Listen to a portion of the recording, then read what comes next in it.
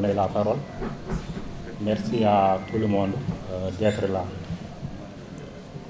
Chers assistants, amis, lecteurs, auteurs, passionnés d'écriture et de lecture, amis et proches de notre auteur et sœur Dado Touré, recevez tous nos chaleureuses salutations. Tout d'abord, je profite de cette tribune pour féliciter les organisateurs de ce salon du livre et tous mes collègues de la maison d'édition Gandal Afrique. Particulièrement notre exposante Fatouma Dien pour sa disponibilité et son amabilité. Nous félicitons aussi tous les auteurs, les éditeurs, les libraires et tous les acteurs du livre qui exposent ici depuis 5 jours. Nous félicitons chaleureusement l'auteur et la remercions pour la confiance qu'elle a placée en nous. Parce qu'il n'y a pas plus grande preuve de confiance et d'estime que le fait qu'un auteur vous confie son manuscrit, qu'il a passé des années à écrire, des nuits blanches à réfléchir. Il faut aussi rappeler la place centrale de l'écrivain dans la littérature et dans l'édition particulièrement. Sans l'auteur, il n'y a pas de livre, il n'y a pas d'éditeur ni de libraire. Nous exprimons toute notre reconnaissance à ces auteurs qui passent des nuits à écrire, à produire, à créer des récits pour le plaisir des lecteurs. Ils écrivent pour transmettre aux générations futures ce qu'on leur lègue comme savoir, Kham Kham Gandal. Alors, s'il vous plaît, applaudissons tous ces auteurs, tous les acteurs du livre.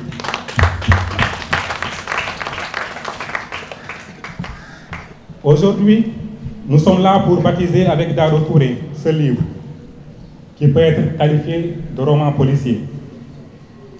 Depuis quelques mois, nous avons le plaisir et l'honneur de collaborer avec elle et d'éditer aujourd'hui ce chef-d'œuvre. Je suis aujourd'hui chargé de la présenter, ce qui n'est pas tout simple ni facile, mais je vais essayer. Sanaroise, pour son passage à l'université Gaston Berger, où elle est étudiante en fin de formation en civilisation, littérature du monde anglophone. Tivaouanoise, car ayant grandi et toujours résidente de la cité religieuse. Saint-Louisienne, Ndar à l'état civil. Dado Touré a grandi entre ces deux villes, religieuses et culturelles. Cette double culture, cette enrichissante éducation apparaît à travers ses œuvres. Mais je laisserai le soin à notre ami Boubacar Camara de revenir plus explicitement sur le livre. Dado, comme on l'appelle affectueusement, est une jeune écrivaine, talentueuse romancière, qui s'est révélée au public en 2022 à travers son roman intitulé Les liens maudits, où dans son rôle de porte-parole de la jeune féminine, elle a traité de l'urgente question de la violence faite aux femmes. Et parmi ces violences, vous conviendrez avec moi que le viol, sujet de son premier roman, en est le summum. La plus grande violence, l'inimaginable atrocité dont sont victimes ces femmes. Dès lors, l'auteur n'est pas passé par 4 chemins pour dénoncer cet acte barbare. D'ailleurs, dans son quotidien du 29 octobre 2023, l'Herald TV qualifie l'auteur d'avocat de la société dans la... Excusez-moi. D'ailleurs, dans son quotidien le 23 octobre 2023, l'Herald TV qualifie l'auteur d'avocat de la femme dans la société. En effet, cette dame que nous avons aujourd'hui l'honneur de présenter s'inspire toujours de la réalité pour créer son œuvre. Autrement dit, elle se base sur des faits réels pour écrire ses romans avec, bien sûr, comme nous le savons, une dose d'imagination. Elle a fait naître une part de créativité, ce que nous acceptons naturellement de la part de l'artiste qu'elle est, mais aussi de la part de tous les artistes que sont aussi les auteurs écrivains, qu'ils soient romanciers ou poètes.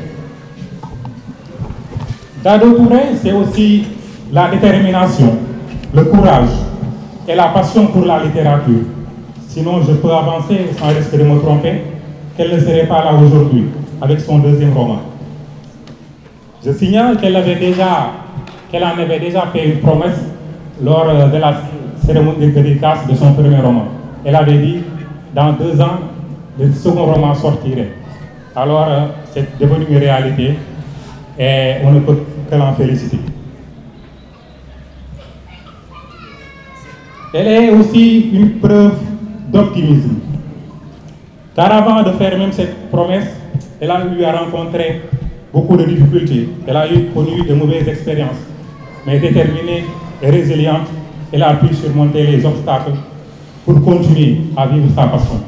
Parce qu'il faut beaucoup de confiance en soi, beaucoup de passion, beaucoup de détermination, beaucoup de courage pour vraiment aller au bout de ses rêves. Nous savons tous que ce n'est pas facile au Sénégal d'éditer son livre, que ce n'est pas facile de publier, mais ce n'est pas aussi facile de vivre de son art. Alors, il faut du courage, de la détermination et, bien sûr, une grande confiance en soi. Dado Touré, c'est aussi la modestie et la reconnaissance envers ses aînés. Dans le quotidien du 2 septembre 2023, elle rend hommage aux écrivains comme Famaïta Nissen, Ken Bougoul, Aminata Soufal, Maria Maba et tant d'autres qui ont eu à écrire et à aborder ces thèmes de société. En outre, pour la plus jeune génération d'écrivains, de passionnés d'écriture, l'auteur est une figure emblématique. Elle est aujourd'hui une référence pour les jeunes auteurs. Notons qu'elle est aussi l'ambassadrice du Miss littéraire, concours qui est actuellement en cours et dans lequel sa contribution dès le début a pu donner à cette initiative la dimension qu'elle a aujourd'hui. J'en profite pour féliciter Mme Salamata Ousmane Diallo, qui est ici avec nous, qui est aussi à l'origine de cette belle fête du livre et de la femme. On a connu tout type de Miss, grâce aux médias, grâce à plein de choses. Mais c'est ce qui manquait en fait, qu'on puisse célébrer le livre, qu'on puisse célébrer la culture, qu'on puisse célébrer l'éducation à travers cette initiative de Miss littéraire. Nous l'en félicitons et félicitons tous ses partenaires et toute l'équipe qui l'accompagne.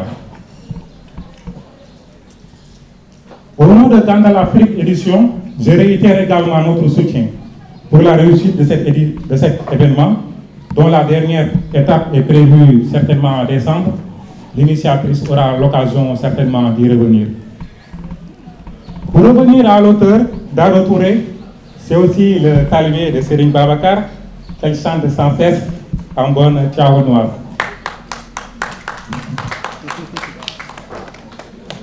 La dernière révélation inédite sur l'auteur est son talent caché pour la poésie. Figurez-vous qu'elle est lauréate du concours national de poésie 2024, organisé par la collective Temple de la Plume.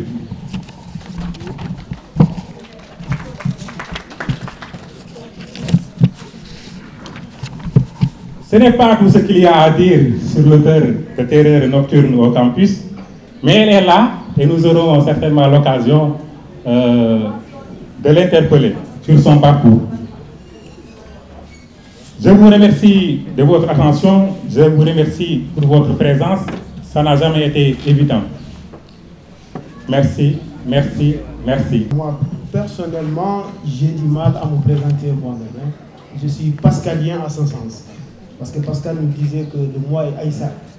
Donc en ce sens, je pense que peut-être il a un peu introduit ce que j'ai fait. Je suis professeur de lettres et romancier, auteur de 2 romans. Aujourd'hui, je suis là pour présenter l'œuvre de Dado Touré, Terreur nocturne au campus. Alors, je vais entrer de plein pied dans l'œuvre. Écrire est la plus belle, autant pour moi, manière de s'interroger et d'interroger la société sur des questions qui l'interpellent. Qu'est-ce qu'on découvre en écrivant? Au fond, rien d'autre que la vie des hommes. Et c'est là que ça devient intéressant. Puisque Charles Dubos nous rappelle que la littérature, c'est la vie. Mais aussi, qu'est-ce que c'est la lecture? Dans Les Ombres errantes, Pascal Quignard nous dit: il y a dans lire une attente qui ne cherche pas à aboutir. Lire, c'est errer, la lecture est l'errance. J'ose affirmer avec certitude qu'en lisant Terreur nocturne au campus, j'ai fait un long voyage à travers les mots. J'ai bu dans la coupe remplie de mots ce que je crois être un roman policier. Sinon, disons tout simplement que j'ai beaucoup erré au gré des phrases entre les lignes pour saisir la quintessence de cette intrigue si fascinante. Le roman policier tel qu'il nous est présenté ici par Dado porte les accents d'un discours qui frise avec la réalité. Une réalité couverte de silence, de pessimisme, parce que sensible dans notre entendement. Je dirais même qu'elle relève d'une tautologie, parce qu'on se la répète sans cesse et sans suite. Mais comprenons ceci, et d'ailleurs, c'est tout le sens du roman de Dado. L'intellectuel, n'est-ce pas, c'est lui qui interroge la société et place ses questions dans le champ de la réflexion et espère qu'elles soient comprises et interprétées en ce sens. Il est certain qu'une société n'atteindrait sa maturité intellectuelle que lorsqu'elle accepterait de prendre en compte toutes les questions qui jalonnent son quotidien, aussi frivoles, aussi banales, aussi controversées qu'elles puissent être. Derrière le personnage d'Ismaël se cache le monstre de la société. Un monstre qui dort peut-être dans chacun de nous et dont les actes mesurés à l'aune de la conscience vindicative ne sont rien d'autre que l'écho d'une justice qui se perd et perd ses enfants les plus représentatifs de la société. Bien sûr, je parle des étudiants. J'aimerais m'expliquer sur le sens du verbe perdre. J'en vois deux dans l'œuvre en tout cas. Tout d'abord, on peut constater la perte de valeur occasionnée par le barbarisme, la déchéance morale de nos étudiants, l'intelligence supplantée en cela par la fainéantise. S'il est possible que le temple du savoir soit le lieu d'où part l'ignorance, c'est que l'effondrement de notre patrimoine intellectuel et culturel a atteint son apogée.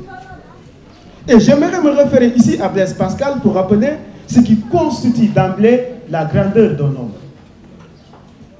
Je cite: toute la dignité d'un homme consiste en la pensée. Fin de citation. Alors, si cela est vrai, ne devons-nous pas nous poser 1000 questions par rapport à la protection, à la conservation de tous ces outils laissés par nos sages, nos savants, qui définissent notre participation effective à la marche de l'humanité? C'est une question que je pose comme ça. L'autre sens du verbe perdre est peut-être le sens auquel se réfère l'auteur dans le texte. Et cela me permettra d'ailleurs de m'intéresser à la signification du titre. Terreur nocturne au campus n'est pas une simple métaphore. Non, il évoque plutôt une préoccupation de tout un chacun de nous. Si nos universités sont devenues des tombeaux ouverts, des prisons errantes qui suspendent la vie, alors nous assisterons forcément à l'apocalypse, c'est-à-dire, selon André Gide, ce qui n'a point d'avenir. À la page 53 du livre, on peut lire ceci, je cite: certains étudiants se considéraient comme intouchables, pensant que les malheurs du genre n'arrivaient qu'aux autres. Mais c'était totalement faux, car personne n'était à l'abri. Fin de citation. Justement, la situation est d'autant plus grave et inquiétante que tout le monde est concerné. Mais encore plus grave si on prend en compte l'espace où ces meurtres sont commis. L'université est transformée à une cité de cadavres. L'autre fait est que derrière tous ces miroirs brisés, il y a une idée qui demeure, et peut-être celle qui reflète le mieux l'image, la conscience des hommes d'État à l'Afrique. Et cela nous permettra d'évoquer un auteur que nous connaissons peut-être tous et qui a complètement orienté le roman africain vers les nouvelles cibles. Les dirigeants africains, bien sûr. En attendant le vote des bêtes sauvages, Amadou Kourouma, bien sûr, nous dresse le tableau complet du gouvernement en Afrique à travers l'image de tous ces présidents dictateurs au lendemain des indépendances. Mais retenons bien,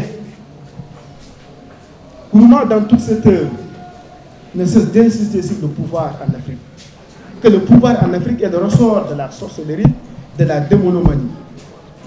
En attendant le vote des bêtes sauvages, signifierait en outre que même si toute la population de la République du Golfe vote contre le président Koyaga, malgré cela, il gagnerait les élections parce que, dit Kourouma, les bêtes sauvages quitteront leur domicile munis de leur carte d'électeur pour réélire le président Koyaga.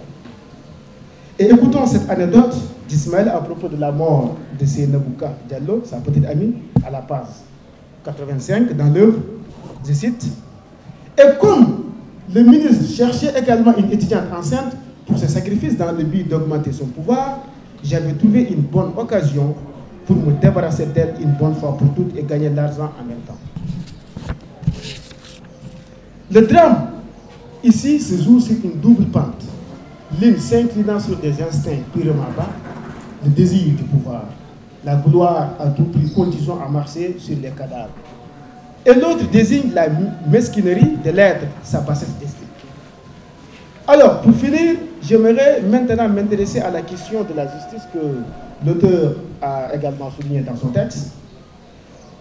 Toute la critique dans l'œuvre de Dado part du fait que la justice, dans son fonctionnement, au lieu de s'établir comme une balance qui pèserait la conscience humaine selon les normes et les principes établis par la loi, est plutôt cet appareil à partir duquel la corruption est installée. C'est lui qui produit et déclenche la machine et tout est entraîné par des sujets mesquins livrés à eux-mêmes. À la page 70, on peut dire ceci, le commissaire de police laisse entendre, je cite, « Combien de fois dois-je te répéter de ne pas t'inquiéter pour la police? Le ministre a déjà corrompu tous les commissaires de la région de Saint-Louis et de Dakar, ainsi que moi-même, bien évidemment. Alors j'ai dit, une justice qui souffre de ses protecteurs, qui agonise au pied de la source, qui désarme et affaiblit l'épanouissement de la vérité, est la pire des illusions qu'une nation s'est construite. La plus grande illusion qui accompagne des sacrifices enfouis dans des rêves périls. En soulignant cette problématique, Dado laisse entendre qu'il nous faut des hommes intègres, qui portent en eux la fibre patriotique, des hommes qui assurent et assument leurs responsabilités pour une bonne gouvernance. Plus loin, à la page 72, la tante de Vanessa dit ceci.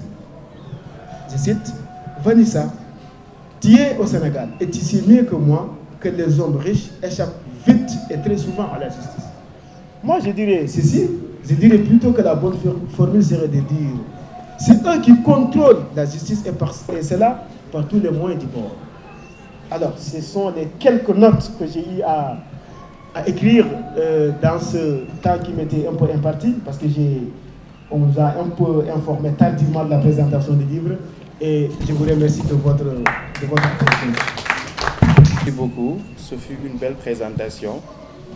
Alors, nous signalons la présence de M. Abdourahmane Meng, qui est critique littéraire, de Antambaï, auteur de l'ouvrage Fatoumata l'orpheline, de M. Pape Ibn Sarr, écrivain et poète, de Noëlla Thiamkan, auteur et promotrice littéraire. Parallèlement de M. Dao, des éditions Éburnées de la Côte d'Ivoire, de Salamata Ousmane Diallo, de RFM, journaliste, promotrice de Miss littéraire. Mesdames et messieurs, nous allons suivre, mais avant cela, on va vous demander de saluer leur présence à travers les applaudissements, bien sûr. Alors, nous allons poursuivre avec le mot de l'auteur, Dado Touré, un discours qui certainement va nous permettre d'avoir un aperçu sur son ouvrage Terreur nocturne, sous vos applaudissements bien sûr. Réalisation de ce projet d'écriture, ce deuxième roman, Terreur nocturne, mais également je félicite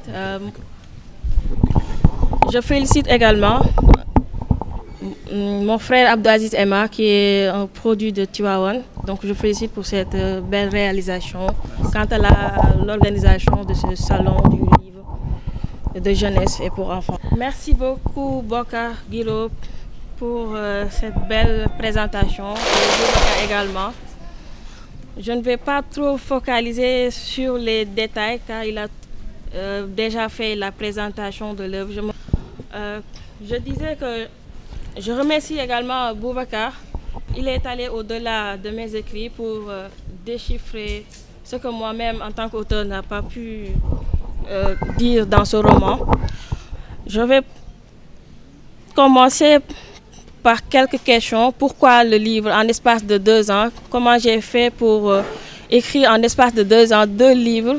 Le premier roman, comment j'ai pu écrire ce roman, Terreur nocturne au campus. En l'espace de 2 ans, j'ai réalisé 2 romans, Les liens maudits, mon premier ouvrage, publié le 24 décembre 2022, et Terreur nocturne le 28 septembre 2024, récemment. Donc, pour débuter, je veux dire, au Sénégal, il y a eu des manifestations, il y a toujours eu des manifestations, certes, entre les étudiants et les forces de l'ordre. Ça a toujours été comme ça. On est tous passés par là pour réclamer nos bourses pour des histoires de tickets. Mais jamais une histoire aussi terrifiante qu'une histoire de mort qui s'est passée à l'UGB. Et je me rappelle, après Les liens maudits, la réalisation de ce projet d'écriture, c'est entre moi et mon prof de français, Mohamed Habib Kébé, qui est mon ancien prof de français à l'université Gaston Berger.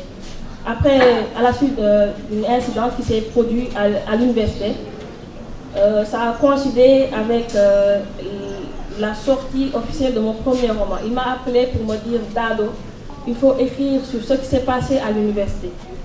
Au début, j'étais très réticente parce que c'était un sujet tellement sensible. Parce que, pourquoi le titre Terreur nocturne, surtout la nuit? Parce qu'on était au campus, on a reçu comme information comme quoi qu'il y avait une étudiante qui avait disparu. Au début, on croyait que c'était le fait qu'il y avait des manifestations, que l'étudiante a pu aller chez sa tante à Saint-Louis pour se réfugier là-bas. C'est après quelques jours, 3 jours, bien 4 jours, on a reçu, c'était juste une forme d'embuscade au campus pour nous dire que voilà, on avait retrouvé cette étudiante morte. Après, mon prof m'a rappelé pour me dire qu'il faut écrire sur ça. Il faut aller à la police faire des recherches, interroger les membres de la famille pour écrire sur cette histoire. Ça va un peu aider à apporter des éclaircissements par rapport à ce qui se passe au campus, mais également pour alerter. Au début, j'étais très réticente parce que c'est comme je l'ai dit, c'était un sujet tellement sensible. Mais après mûre réflexion, je me suis dit pourquoi pas. Et malheureusement, la nouvelle qui a semé la terreur au campus, c'était que l'étudiante a été retrouvée morte et démembrée, âme sensible, abstenez-vous, et également mise dans une valise, puis jetée à la forêt appartenant au campus. Donc, pour écrire cette histoire, donc je me suis basée sur une fiction également, parce que je ne pouvais pas aller à la police également pour interroger les membres de la famille, parce que je ne voulais pas réveiller d'anciennes blessures. Donc avec l'aide de mon prof, on a pu raconter une histoire qui va pas sortir dans le cadre d'une vraie histoire, mais qui va alerter un peu et également mettre la bonne, pour alerter les autorités, mais également veiller à ce qu'on respecte la sécurité de ces étudiants. Alors, pourquoi le titre Terreur nocturne? Comme je l'ai dit, Terreur nocturne évoque une ambiance de suspense et d'angoisse. Il suggère que quelque chose de terrifiant se passe probablement la nuit au campus de l'université, parce que c'était exactement comme ça. La nuit, on n'arrivait pas à dormir. Soit ce sont des voleurs qui envahissaient le campus, ou bien des histoires d'agression ou quelque chose comme ça. Je vais profiter, puisque le temps ne nous permet pas de parler pour quelques chapitres de ce roman. Il y en a 12, mais je vais parler que de, premièrement, Vanessa à Saint-Louis. Pourquoi le titre de ce chapitre, Vanessa à Saint-Louis? Quand vous lisez la chapitre 1, on verra que j'essaie de rendre hommage, par exemple, le chanteur célèbre Youssou Ndour, parce qu'il a beaucoup fait au Sénégal, mais également pour décrire la beauté de la ville Saint-Louis, de Saint-Louis, mais également parler, faire la description, mais également pour remettre en question certains points comme ou bien une citation ou bien remettre en exergue quelques paroles qu'on dit souvent que c'est le milieu qui détermine l'homme. Pourquoi? Parce que à Saint-Louis, on a tendance à décrire nos femmes en mettant belles femmes, accueillantes. Mais c'est à Saint-Louis que cette histoire s'est passée, parce que l'étudiante qu'on avait tuée, elle est Saint-Louisienne. Donc c'est pour un peu mettre en paradoxe ce qui se passe entre la ville et ce que les gens vivent réellement. Également pour le chapitre 6, j'ai dénommé ça « Fantôme du passé ». Quand vous lisez cette partie, je me réfère à l'enfance, comme toujours. Comme je l'ai dit lors de mon premier roman, je ne me lasse pas de parler de l'enfance. Parce qu'il arrive un moment où on a tous passé par l'enfance, que ce soit qu'on a vécu des moments difficiles de notre enfance. Donc tout commence dès le bas âge. Donc j'ai débuté la phrase comme on enseigne aux enfants à bien se comporter dans la société, à bien s'habiller correctement, à manger, à bien parler à nos supérieurs, mais jamais à gérer nos émotions. Et il arrivera à un moment donné où on va appeler à vivre des tas de choses comme des déceptions, où on sera appelé à gérer nos émotions. Et la société y accorde peu d'importance, préférant se focaliser sur des futilités. Pourquoi on n'appelle pas aux enfants à gérer leurs émotions? Il faut que les parents essaient de parler avec leurs enfants, parce que peut-être ce qui s'est passé avec Seynabou, peut-être parce qu'elle était enceinte de 4 mois et on a eu l'information après sa mort qu'elle était enceinte de 4 mois. Donc si les parents peut-être faisaient le travail ou bien ils avaient un contact direct avec l'étudiante, peut-être ils sauront que voilà, elle était enceinte, quel est le problème, ou bien parce qu'il y a tas de choses qui s'étaient passées également. Et pour répondre à la dernière question, pourquoi mes 2 livres, je parle tout le temps, que ce soit du viol ou bien de terreur, pourquoi tant de violence? Et pour répondre à cette question, mes écrits ne reflètent pas bien évidemment ma personnalité, loin de là. C'est comme disait Stendhal, que le roman est un miroir qui se promène sur un long chemin. Tantôt il vous montre l'azur des cieux, tantôt la fange des bourbiers de la route. Parfois le miroir vous montre la fange et vous accusez le miroir. Accusez plutôt le chemin du bourbier ou bien l'inspecteur de route qui laisse l'eau croupir et le bourbier se former. Et je termine par cette citation pour dire merci beaucoup également. Merci d'avoir assisté à cette cérémonie, même si le temps ne nous permet pas. Donc, merci beaucoup.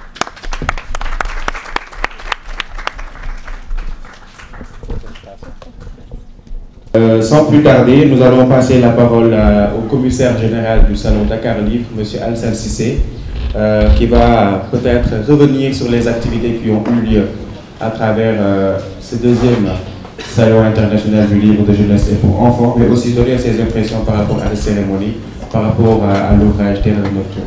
Sous vos applaudissements, bien sûr. À Daoudou Touré pour son ouvrage Terreur au campus, et j'ai l'impression que c'est un ouvrage policier et c'est important, c'est de l'audace. J'ai discuté tout à l'heure avec le critique littéraire Abdourahmane Meng et ça nous a rappelé les ouvrages de As Gueye, l'un des pionniers du roman policier, et le regretté Ibagé de Saint-Louis, et aussi Pape Sambakan a tenté cette voie. C'est un genre assez difficile, hein, avec des personnages d'intrigue, et vraiment félicitations. Et sinon,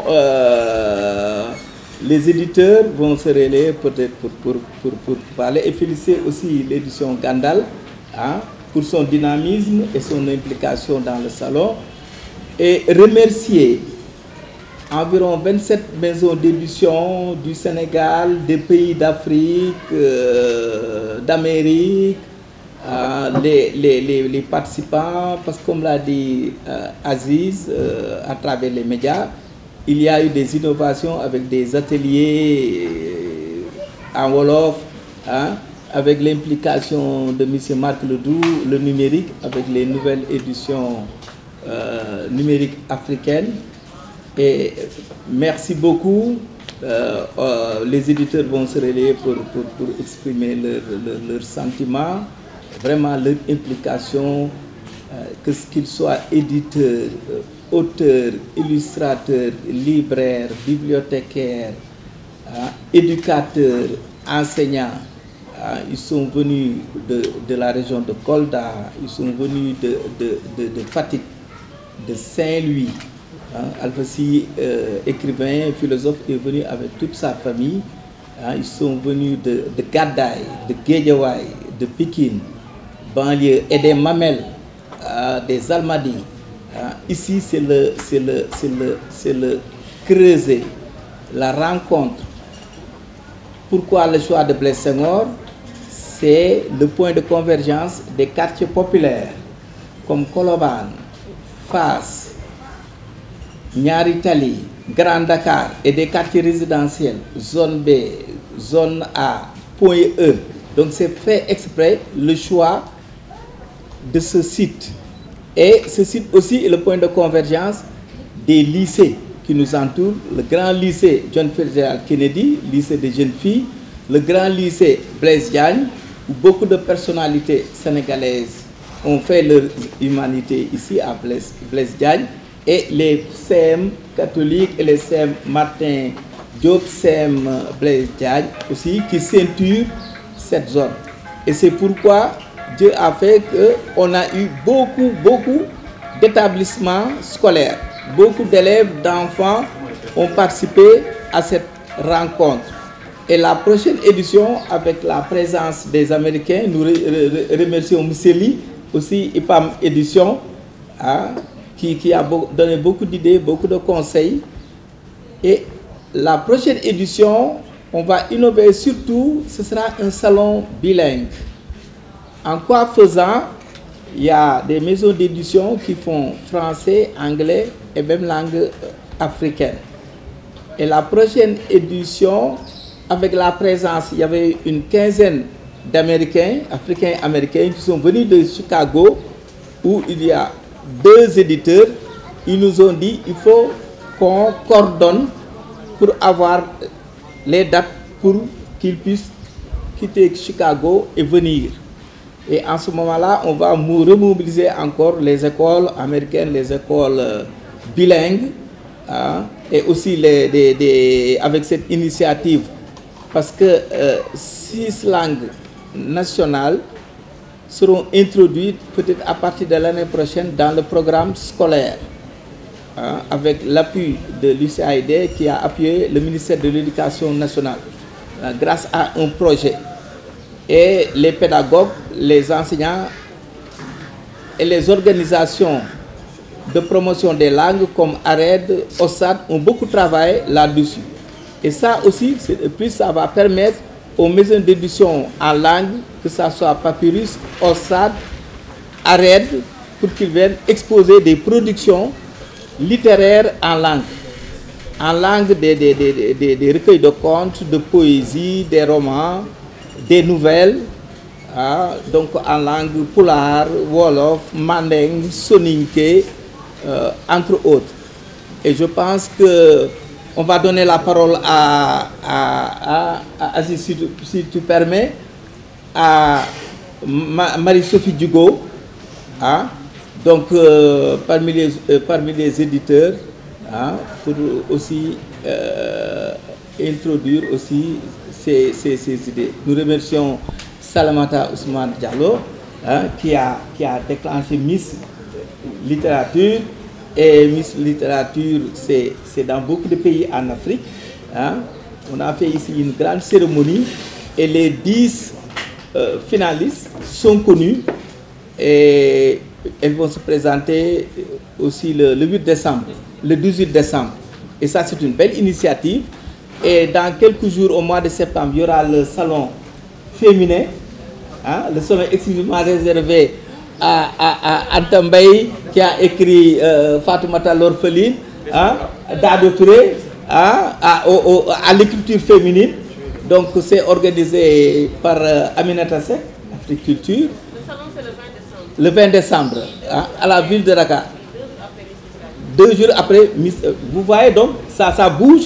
Parce que si ça continue dans cette dynamique, ça bouge, ça bouillonne au plan de la littérature, hein, avec les enfants, avec les adultes, avec les jeunes. Comme disait Nelson Mandela, j'aime bien le citer, a reading nation is a winning nation. Un peuple qui lit est un peuple qui gagne. Voilà, il faut que les gens continuent à lire. Et maintenant, pour que les gens lisent, par exemple, si quelqu'un disait, si un enfant lit, c'est un adulte qui sera responsable. Hein? Et ça, c'est important, cette dynamique qui permet à l'Afrique d'avoir un continent apaisé, un continent tourné résolument vers l'avenir, avec une jeunesse consciente, hein, pour pouvoir faire émerger le continent qui nous est tous cher. Hein? N'est-ce pas, Marie-Sophie Digo? Vous avez la parole, avec votre permission. Pour 1 minute, bien sûr, on va passer la parole à toutes ces personnes dans l'assistance qui ont eu à écouter le discours de l'auteur. Certainement, il y en a parmi eux qui auront à poser quelques questions. Et voilà, je crois qu'on va terminer avec ça. Mais avant cela, monsieur, s'il vous plaît, si Djigo le permet, monsieur Jacob Sabali est là pour nous présenter un slam intitulé « Que le coq est mort ». Sous vos applaudissements, bien sûr. Tous, merci beaucoup Alassane pour me donner la parole. Donc, je suis venue ici présenter Rafet Magazine, un magazine en français et en wolof, parce que comme le disait très justement Monsieur Cissé, pour moi, la promotion des langues africaines, c'est quelque chose qui est vraiment très important. La promotion dans nos langues nationales, le fait de pouvoir apprendre aux enfants via la littérature, c'est quelque chose qu'on a envie de promouvoir. On soutient les initiatives comme ELAN, l'école des langues africaines, pour vraiment continuer à en faire cette promotion. Donc on a été ravis de participer à cette édition du Salon du Livre et de la Jeunesse, qui nous a vraiment permis de faire de belles rencontres avec les enfants. Et on a vraiment apprécié ce moment. Donc je vous remercie vraiment tous. Et puis on espère vous voir très nombreux l'année prochaine et continuer ensemble notre message, la promotion de nos langues. On croit au fait que si on collabore tous ensemble, on va pouvoir aller très loin. Merci beaucoup. Merci beaucoup. Avoir invité pour le salon. Voilà. Donc les choses se sont bien passées dans l'ensemble. Mais ce que nous aimerons dans l'avenir, c'est que M. Alassane ou les autres organisateurs choisissent une date qui nous permet de rentrer dans nos fonds, donc entre le 25 et le 10. Donc le 25 du mois de novembre et le 10 du mois de janvier. Parce qu'on suppose quand même que c'est une période où tout le monde a déjà touché son salaire. Voilà, parce que lorsqu'on vient dans un salon, on ne vient pas pour une balade de santé, on vient pour vendre. Voilà. Donc les enfants sont arrivés, ils sont bien arrivés, ils se sont amusés, voilà, mais nous n'avons pas rempli nos tâches. Voilà. Donc c'est un peu ce qui nous a un peu dérangé. Et lorsqu'on a fait l'ouverture, c'est nous qui faisons le salon avec nos livres.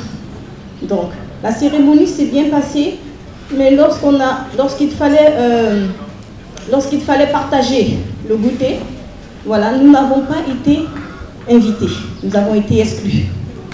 Voilà. Donc le premier jour est souvent difficile. Donc on aimerait que les organisateurs fassent un petit effort le premier jour, de nous offrir le premier repas. Parce que parfois, on passe toute une journée, nous n'avons pas de vente. Donc le deuxième jour, je me dis, on peut avoir des ventes, mais le premier jour est difficile. Ce n'est pas facile du tout. Voilà. Les choses se sont bien passées dans l'ensemble. Nous apprécions ce qui s'est passé. L'année dernière, on offrait des bouteilles d'eau dans les stands, mais cette année-ci, nous n'avons pas eu de bouteilles d'eau. Voilà. Ça ne nous a pas trop fait plaisir. Voilà. On aimerait quand même qu'on pense de temps en temps à nous. C'est nous qui faisons le salon. C'est nous qui apportons nos livres. C'est grâce à nous que les enfants viennent ici. Voilà. Donc si nous, on arrête de venir, il n'y aura pas de salon. Voilà. Donc je vous remercie. Merci beaucoup.